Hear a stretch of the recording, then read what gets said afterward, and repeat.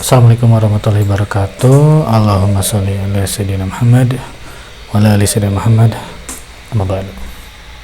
Oke guys, mari kita ngobrol-ngobrol lagi ya. Oke guys, hidup di dunia ini emang penuh dengan kejadian-kejadian macam-macam ya. Ya mungkin kadang kita pernah dizolimi atau bagaimanapun ya, berusaha tetap baik ya guys. Walau kita kadang sekali-kali pernah melakukan salah gitu, melakukan maksiat, nggak apa-apa, kita sadar, taubat, berjanji tidak ulangi lagi gitu. Bukan untuk sok kelihatan baik, bukan gitu kan, karena dengan kita tetap baik dan taat pada Al-Quran dan hadis, itu sebenarnya kita itu baik untuk diri kita sendiri gitu.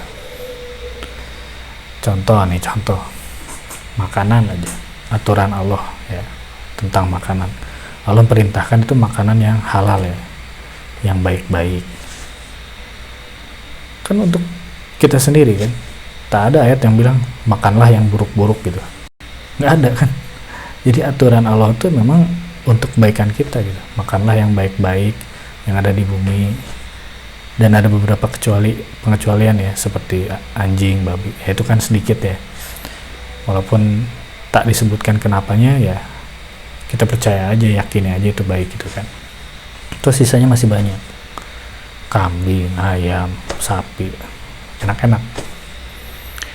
Jadi pada intinya apa yang Allah perintahkan itu untuk kita itu adalah demi kebaikan diri kita, bukan untuk sok-sok baik, itu bukan gitu kan. Terus itu misalnya makanan kan yang baik-baik, malah ketika misalnya ada ayam mati gitu kan ada aturan ya kan, kalau ayam mati tanpa disembelih tak boleh dimakan kan. Itu apa kan, itu ada maknanya kan ya. Takutnya si ayam itu mati karena penyakit, atau si ayam mati diracun, ya logis gitu kan, bahwa kita jadinya tak boleh makan makanan, tak boleh makan ayam itu gitu, masuk akal. Jadi aturan Allah itu memang baik untuk kita gitu. Terus apa lagi ya, perintah Allah misalnya tentang jodoh. Nah, kita semua tahu lah kalau tentang jodoh itu Allah menyuruh kita untuk memilih yang apa, yang cantik, yang keturunannya baik ya, terus yang agamanya bagus, terus apa ya, yang kaya gitu kan. Ada 4 kan kriteria itu yang kita semua mungkin tahu lah kan, itu bagus-bagus kan aturan Allah itu. Nggak ada Allah bilang carilah kamu wanita yang jelek gitu kan, nggak ada kan. Allah nyuruhnya carilah pasangan yang cantik kan, ya memang aturannya berarti baik untuk kita gitu. Lalu juga carilah wanita yang kaya kan baik. Terus carilah yang keturunannya baik. Keturunannya baik itu kan sebenarnya dasarnya kan genetik kan, maksudnya kalau keturunannya baik ya insya Allah genetik baik, itu bisa hubungannya ke nanti kesehatan ya. Jadi biar teman-teman tuh punya keturunan yang dari bibit yang baik, yang sehat, maksudnya ya macam-macam kan dari situ. Terus walaupun di redaksinya diakhiri dengan jika kamu ingin bahagia pilihlah yang beragama atau beriman ya, begitu. Jadi syukur-syukur bisa dapat yang 4 kriteria, tapi kalau tidak pun jika ingin bahagia kan pilih yang beragama gitu kan. Itu kan baik, itu perintah itu.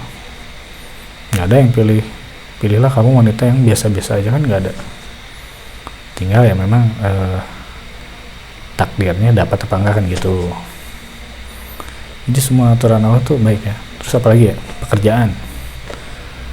Allah pun memberi tuntunan ya, kita pilih pekerjaan yang kita bisa, yang paling mudah yang kita lakukan gitu. Kenapa yang paling mudah? Karena berarti kita enjoy di situ, kita punya skill di situ gitu kan. Nggak ada Allah beri perintah kerjakanlah pekerjaan yang susah-susah, nggak ada. Jadi semua perintah Allah yang melalui Al-Quran dan hadis itu memang sejatinya itu demi kebaikan kita. Itu yang harus kita tanamkan ya. Jadi bukan karena ingin sok baik atau apa ya, bukan. Terus bagi wanita ada perintah menutup aurat, kan demi kebaikan wanita sendiri kan. Tak ada, coba kalau misalnya Allah berintah gini, wahai wanita bukalah aurat kalian, kan ngaco kan, malah menjerumuskan gitu kan, jadi malah bahaya ke tempat umum gitu kan, ke aurat kemana-mana gitu. Makanya kan perintahnya ditutuplah aurat wanita kan, supaya dirinya aman dari gangguan gitu. Jadi intinya semua aturannya yang Allah kasih itu sejatinya untuk kebaikan diri kita sendiri. Nah begitu pula jika kita melanggar aturan Allah gitu kan, ya sebenarnya kita tak sadar ya itu menzolimi diri kita sendiri, karena kita ini tidak bisa melemahkan Allah, tidak bisa gitu kan. Cobalah misalnya apa ya, zolim tuh misalnya kita mukul orang, kita mukul orang kan itu zolim ya.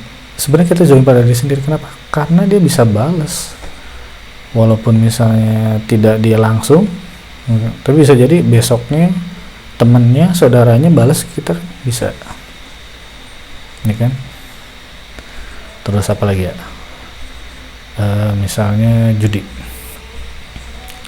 Nah misalnya kita kan ada tuh larangan judi ya di surat Al-Maidah ayat 90, di situ ada larangan judi juga. Ya itu demi kebaikan kita, karena nggak ada cerita orang main judi 5 kali menang 5 kali, itu nggak ada.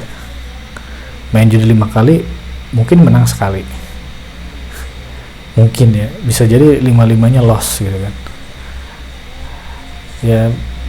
Jadi kalau saat menang sekali loss 4 ya rugi gitu guys. Jadi itu perintah Allah demi kebaikan kita. Terus kalau misalnya kita bodo amat, di Al-Maidah ayat 90 kan ada perintah jangan minum khamr ya, kita malah konsumsi khamr. Itu kan selain akal kita itu jadi apa ya, hilang kesadaran kita kan, kita bisa melakukan tindakan-tindakan ceroboh gitu dan hilangnya akal kita kan, itu masuk akal sekali. Bayangkan kalau misalnya di tempat umum kita nggak punya kendali atas diri kita kan,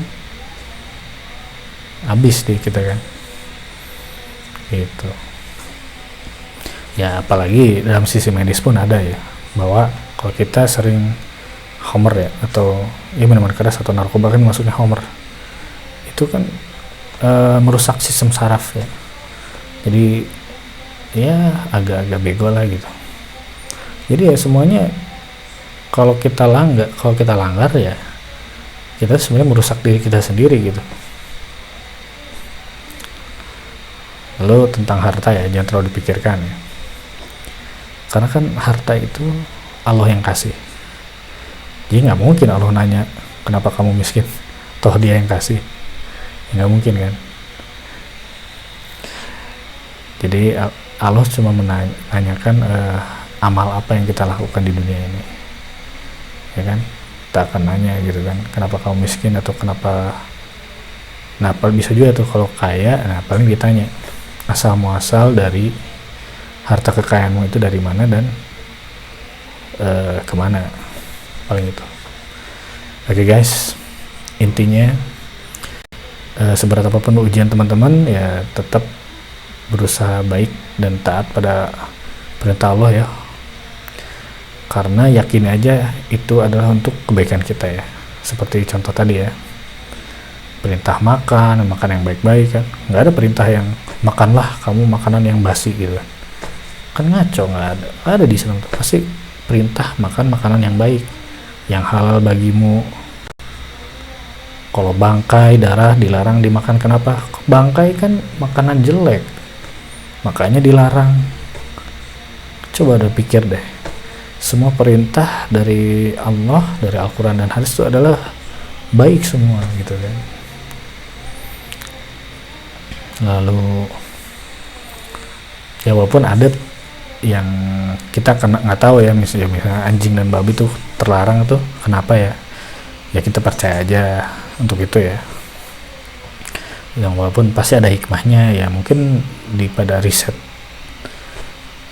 di kemudian hari mungkin bisa ketahuan. Jadi bukan karena oh babi ada cacing pitanya, bukan, memang dalam Al-Quran dan hadis memang tak boleh, ya udah kita percaya khusus untuk itu ya. Apalagi ya, udah guys, itu aja guys, sama-sama kita saling mengingatkan ya, ingatkan pada kebaikan ya.